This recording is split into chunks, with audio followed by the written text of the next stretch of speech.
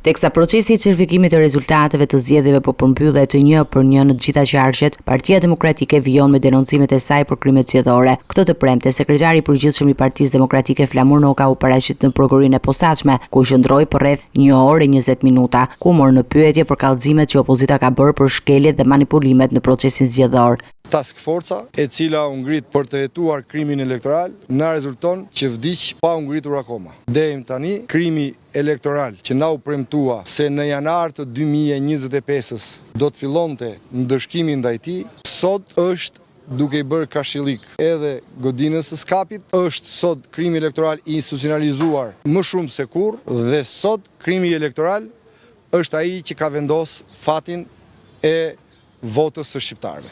Megjithëse Noka nuk dha detaje të reja për provat apo rastet konkrete, ai theksoi se Partia Demokratike ka bërë 10 denoncime dhe se krimi elektoral vazhdon të jetë institucionalizuar dhe i pakontrolluar.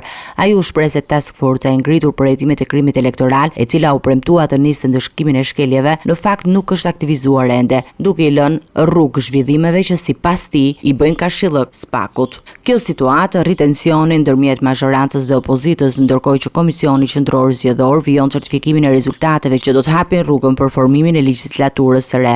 Çështjet që lidhen me besueshmërinë e zgjedhjeve dhe ndëshkimet e krimeve elektorale mbeten tema kryesore të debatit publik dhe politik në vend.